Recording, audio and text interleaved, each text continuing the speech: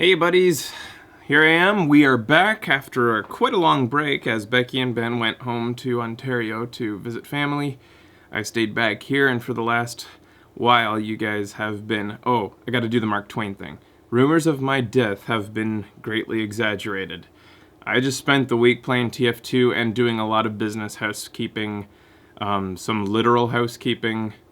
Not as much that as just like organizing crap and sorting out stuff and doing a lot of tech tests for new show ideas and stuff like that. But yesterday we played Devil May Cry, and I wanted to give my first impressions of that, especially since it's going to be one of those controversial shows, I think, as people look at it and cry bloody murder because my opinion differs from the greater public's on this one.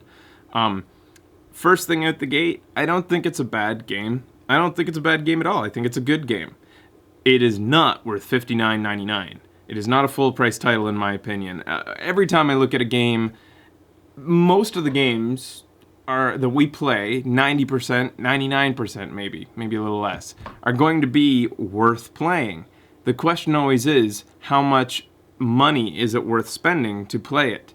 And in the case of Devil May Cry, I'd say it's like a $20, $30 title, wait for a Steam sale type of game. So out the gate, we were immediately impressed by the graphics, the style more so than the graphics. Initially, it seemed like the graphics were actually pretty damn good until it started to look at the cutscenes. Let's get the graphical things out of the way. It was on the PS3. People tell me that the PS3 version sucks and I should stop judging games based on the PS3 version when it's a multi-platform title. Well, I would rather base a game or judge a game based on its worst example than on its best example, because I'm trying to get an impression for the average person.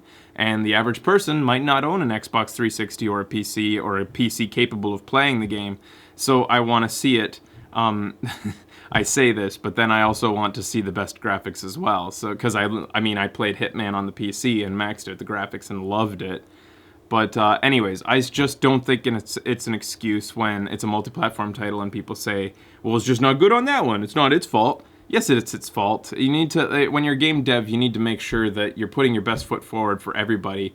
And you know the PS3 is capable of it. It might be harder to program for than the other systems. We've all heard that from game devs before. But I mean, if you can't put your best foot forward on it, don't make it for that system. Anyways, that aside, it has some like graphical crap. Like the shadows look horrible on the PS3. The cutscenes are where it really stands out. A lot of artifacting, aliasing around edges, stuff like that. So that aside, style-wise, it is really cool. We saw it all in the trailers where like Dante moves between Limbo and the real world, and he can only see what exists in Limbo, which is the demons' sort of overlay of the real world that they are controlling. The demons they have like, I guess, infiltrated real society, and they control everything, the mega corporations. And so you'll be at the initial examples are like we were at the carnival, and you see a big thing that's like sale burgers, and then in Dante's world, overlaid over top of that in neon writing is gluttony. Another thing is like save money, or I don't know, on sale or something, and then over top it'll be like spend your money, or I forget. Anyways, it's just like, you know, stuff pertaining to sins and consumerism, and I guess the demons are happy that they have sort of pinned down humanity into this consumer culture of greed and sloth, and they're actually kind of, I guess there's overtones of mind control via media and even their food supply. It's got an interesting story-ish, I guess, but ultimately we were not interested in the characters, and I think that might have been the Achilles heel to the game, because as I played it, you know, the eye fatigue, I guess, sort of started to set in style-wise. Like that cool style that I just talked about starts to get old. It's after when you only see these stark reds and yellows and whites and blacks, it becomes a little much, and you're just, after a while, you're just meh. It looks really cool at first, but then it just doesn't switch it up enough to really, for you to care. It would be like playing through a Zelda game, and the entire time the graphics are all brown because the entire game takes place on Death Mountain or something. We didn't play, given we only played 3 hours in. However, on the other side, there's apparently, it's only an 8-hour game. So on that note, this is a hack and slash game first. And I went in knowing it's a hack and slash game. It's very button mashy, and any time in my past when I've played hack and slashes, fatigue sets in very quickly. It's been the same for Lollipop Chainsaw, Bayonetta, God of War. Some people are saying these aren't hack and slashes. Then what's a hack and slash? You're hacking, you're slashing, you're mashing a lot of buttons, you're doing combos. There's many combos to be had. You get out of the game what you put into it, the more you want to learn the combos. But you need something there. I even would say, like, in some ways, Arkham City and Asylum kind of feel like a hack and slash. Of course, he's not hacking and slashing. He's more punching and beating, and it's more of a brawler, if you want to get into semantics. But it's also many button presses for combos and counters and stuff like that. But when it comes to that aside, regardless of what you want to call these games, they're button mashy games. You need a hook to keep me going. And in the case of Lollipop Chainsaw, the hook was the cheerleader, and every so often catching glimpses of her panties, I suppose, and unlocking later on micro bikinis is one of the hooks that you could talk about. The silly humor was a part of it, I guess, in Lollipop Chainsaw. You wanted to see what they would do next with these silly characters and how tongue-in-cheek they would get with, zombies. Well, that was the other hook, right? Lollipop Chainsaw, I think we kept playing it on the show. I was bored by the gameplay, I'll admit. And its gameplay is nowhere near as intricate as Dante and Devil May Cry's is. So even though Lollipop Chainsaw was not as good, nowhere near as in-depth a hack and slash, it kept us going show-wise because we were just interested in its content. Bayonetta is another thing. TNA is there.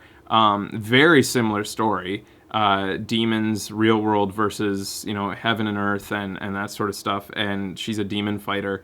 The big difference is Dante is not a curvaceous lady who is covered in a suit of her own hair that must be sacrificed in order to create crazy abilities, including giant fists of hair that come down from the earth. And he is not in stilettos that are also pistols. Bayonetta was just more badass in my opinion, and I didn't dislike Dante. That's another subject. I'll move on to Dante himself in a moment. And then the other one, God of War. You've got much more interesting content in my opinion. You've got the Greek and Roman mythos, which is always interesting to everybody. Becky loved that stuff. You've got more TNA. I'll make no bones about it. TNA sells. It sells us on the show, and it sells the average consumer as well. Harem girl scenes in that game are famous for good reason, because you're like, oh, boobies. And Dante's Inferno sort of had that. And I don't say that it's necessary in a game. I'm just saying it's one factor that sometimes attracts one to a game. God of War's blood is over the top, and that's actually where I want to speak to the feel of the game. The feeling, comparing God of War to Dante's Inferno feels like you're slicing, and I use this term on the show, it's a metal on metal feel, and it feels as though you're just slicing. And even though you're fighting these apparently very weak little guys, they take a million hits until they die. They need to do that because you need to be able to do combos, right? But you just feel ultimately not powerful as a player. Regardless of whether you're using the pistols, which are only supposed to be used to chain combos, and I use that as a joke. I use the pistols more than I should have as a joke. I know they're not supposed to be used like that. But even while using the sword, it takes forever to kill a guy, and I know it can be fun stringing those combos together, but the fact is, all of the enemies seemed very similar to each other, and they all didn't really have much blood come out of them, which is another visceral feeling in a game that you get from slicing through and there's blood splatter, which you get a lot of in God of War. But in this, it just felt like I was clanging on metal beings, like shing, shing, shing, instead of that sort of thing. So it didn't feel as good. And that's just a subjective opinion. That's how I felt about how it played. The other thing about God of War versus Devil May Cry, boss battles. Boss battles. We played Devil May Cry for 4 hours, and we got one initial boss battle, which was very meh, and then a pretty cool boss battle at the very end of the show. I thought was almost God of War caliber. It would, do justice to that type of game. But we had to wait 4 hours for it. In that time, Kratos would have taken on like 7 gods and 500 awesome-looking, unique monsters. And again, like in God of War, you're going to be seeing like minotaurs and medusas and all kinds of different weird creatures. Whereas in Devil May Cry, they all looked the same to me. Like, not all of them, of course. There was like floating baby cherubim, kind of like Bayonetta. But mainly was all these peons on the ground. Eventually, you see this big fat guy, which was funny. But like in 4 hours of play, we saw like 3 distinct looking enemies, and their color palettes would just swap to make them unique over the course of the game. It was boring in that sense. Again, and for a hack and slash, to me, that is one of the biggest hooks. You gotta give me boss battles, and lots of them. Instead, Devil May Cry just felt like playing through, going through the motions in order to see the next cutscene. And to speak to story, again, the story seems sort of interesting, but I didn't really care. And that's just another one of those emotional attachments. Like, I can't explain it. We just weren't interested in the characters. We didn't really care that much. I felt as though the girl seemed like she was just shoehorned in to be the vulnerable girl in the story. She's not completely vulnerable. She's like not a damsel in distress, but you know that since Dante and his brother are immortal, you need something in the story to make you feel as though there's a danger or a real risk to people. I certainly didn't care about people in general, like actual society, because you don't really see much of it. You don't see society before it became enslaved by demons, so you don't really feel like there's a stake in returning to that time. Is that it? I don't know. Like, again, I have to say, despite all this ranting, the reason I rant like this is because I'm just trying to get my head around what it is that makes this only an okay game and not a great game. And it's just a je ne sais quoi, in a way, that it does not have, that just didn't appeal to me. Maybe it will to you, but it just didn't hook me. I didn't feel the hook. And one, to address like the major concern that most people had about it, Dante didn't hate him, didn't dislike him even. I thought he was okay. He depicts, like, I don't love him. I don't, like, there's a heck of a lot more protagonists that I would rather have. Like, he's an angsty sort of, like, blah, I don't give a shit, like, kind of, but he owns that, like, it's not like, he very much makes it his style to not give a shit. He kind of goes over the top with it in a tongue-in-cheek way, which is sometimes funny, and I don't think that the hatred for him is warranted that a lot of the community is given I haven't played the other Devil May Cries and I don't have any emotional attachment to the old Dante, so maybe I can't speak with authority on this, but I didn't think he was horrible. He wasn't amazing, but he wasn't horrible. He was funny at some times, and to summarize again, wait till it's on sale, play it on PC, because I'm assuming the graphics are a hell of a lot better on it.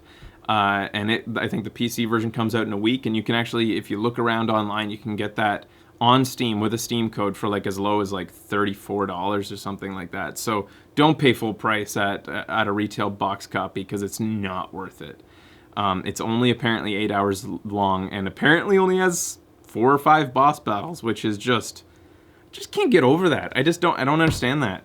Like, friggin' God of War had so many boss battles, and every one of them was like, whoa! Like, you should watch our God of War playthrough. It was so much fun.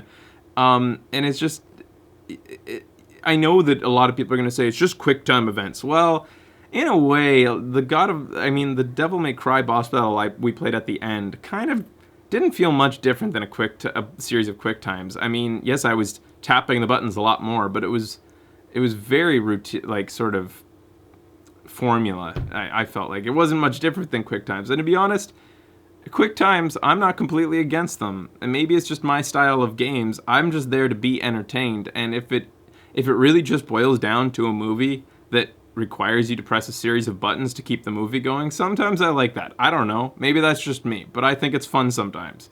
Especially when you're doing things like, poking somebody's eyes out and it requires you to go like this on the controller to do that motion. It's a QuickTime event, but boy, did that add to my feeling of poking that person's eyes out in that. Maybe I'll talk about QuickTime events the next time I play a game that has them, and I'll go on a bigger rant about those. Or rather, I'll defend them strong-fistedly. Thanks for watching this, and we are back. Like I said, today we are playing Phoenix Wright. The next day, Sunday, we will play Mass Effect. Monday, Ocarina of Time. All 3 of those days will be 1 o'clock p.m. Pacific Time. And then on Tuesday, another new release, first look of Ni no Kunai, the Studio Ghibli RPG game. Don't know a whole ton about it, so I'm really interested because I love his work. So I'm really excited to watch that. Wednesday and Thursday and probably Friday will be no shows. Saturday, I'm hoping to do a show and trailer.